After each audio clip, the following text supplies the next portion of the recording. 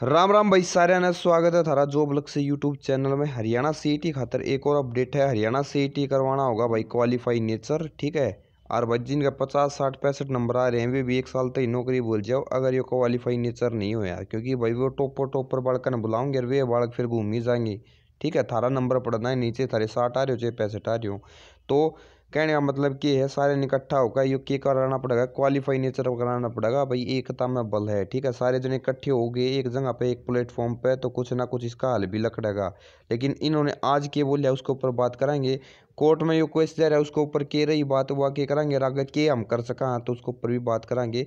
तो वीडियो ने पूरी देखियो। जिसके 50 60 नंबर आ रहे हैं भाई टॉप पर तो क्यों देखा था, जिसका 70 प्लस 80 नंबर आ रहे हैं वे तो क्यों इसमें सहयोग करें थे। लेकिन भाई क्वालिफाई नेचर होना चाहिए और उस खातर हम के कर सका उसको ऊपर आगे बात करेंगे।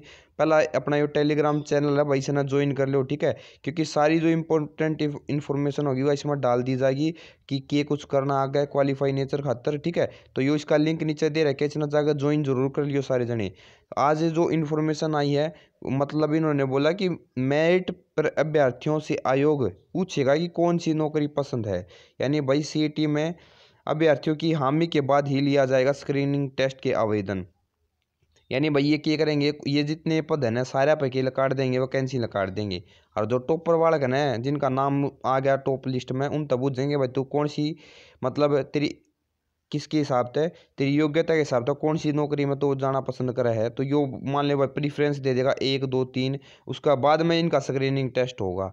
ठीक है, आई बात समझ में। तो यानी भाई वो भी टॉपर वाला का और जो ये 50 60 नंबर लेने का ये सोचते हो भाई मारते भी पूछेंगे तो थार तना पूछ जाओ कुछ भी भाई। हम तो अगले साल ती का वेट करियो कि भाई अगला साल दोबारा पेपर होगा तो उसमें बढ़िया नंबर ले लेना अगर ये क्वालिफाई नेचर नहीं होया तो, ठीक है। इन्होंने बोला कि हम 32,000 पदा पर नौकरी देवांगे। बालका ने सीईटी मेरिट वाले अभ्यर्थी से पूछेंगे कि किस पद पर नौकरी चाहते हैं और अभ्यर्थी की सहमति के बाद ही दूसरा टेस्ट यानी स्क्रीनिंग टेस्ट होगा। कहने का मतलब यो है इनका, ठीक है। और बाद में इन्होंने बोला कि भाई अभ्यर्थियों की योग्यता के अनुसार एक पद की सहमति जताने पर दूसरे पदों पर आवेदन रहेंगे कम। यानी भाई मान लो इस अकाउंटेंट पर किसी ने सहमति दबा दी तो अकाउंटेंट सहायक पर कम रहेंगे, नू कहने का मतलब भिन्न है, ठीक है। लेकिन भाई एक बार जिस पर सहमति जता होगा तो इस पर भी दिखा होगा भाई, यह तो कोई बड़ी बात है नहीं, ठीक है।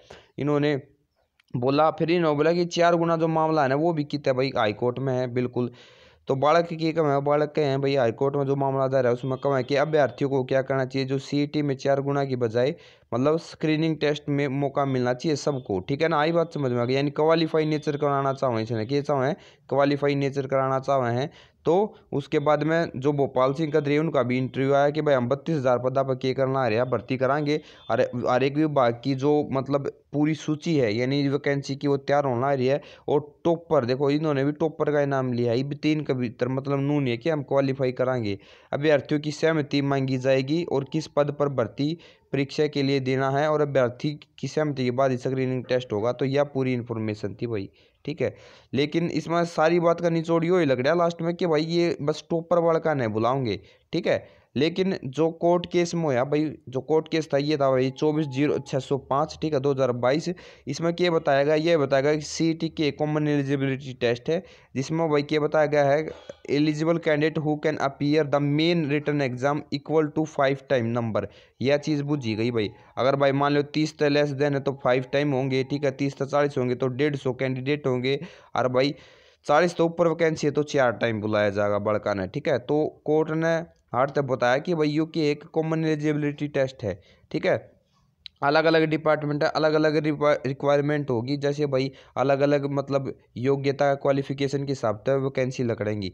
तो उस हिसाब से कोर्ट ने पूछा है कि भाई अगली जो 9 तारीख यानी 9 जनवरी 2023 में भाई इसका मतलब थम के दियो किस तक ही है भाई, डीएजी हरियाणा तक ही है, ठीक है ना। डीएजी हरियाणा तक ही है कि भाई आप लोगों ने फाइल क्या करनी पड़ेगी, रिप्लाई करनी पड़ेगी इसके बारे में। क्योंकि भाई ये क्या है कॉमन एलिजिबिलिटी टेस्ट है और हम इसने कॉम्पिटिशन क्यों बना हो, कॉम्पिटिटिव एग्जाम क्यों बना हो, यह बात भी इन्होंने बोली है। तो कोर्ट केस में तो देखो अभी है लेकिन 1 तारीख को होगा और शायद हो भी जा भाई। लेकिन अपन इकट्ठा होगा कुछ ना कुछ तो करना पड़ेगा भाई।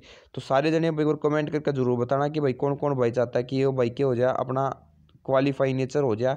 और कमेंट तक काम नहीं चल लगा भाई, ठीक है। फिर इकट्ठा होना भी पड़ेगा। मान ले कल ना ट्विटर अभियान करा या क्या करना चाहिए आपके सामने, आपकी जो राय है ना, ठीक है, आपकी जो क्या सोचो आप इसके बारे में, वो भी नीचे बताओ कि ट्विटर कैंपेन करना चाहिए, ठीक है, या भाई क्या करना चाहिए भाई, अपना जो सीएम साहब को, ठीक है ना, लेटर लिखना चाहिए। तो क्या आपके हिसाब में ठीक रहेगा ट्विटर कैंपेन एक कर लिया? लेकिन देखो भाई पहले भी हुए 2 ट्विटर कैंपेन हो लिए सीटी क्वालिफाई के लिए, लेकिन उस टाइम पर बड़का के भीतर नू नहीं थी कि भाई सीटी क्वालिफाई हुआ, ई पेपर हो लिया बड़का अगर नंबर जिनका कम आ रहे हैं वे सोचते हैं कि क्वालिफाई होना चाहिए तो हम अगले वाले पेपर देश का, तो सारे का भीतर आग लग रही, तो ट्विटर कैंपेन एक सक्सेसफुल हो सके है।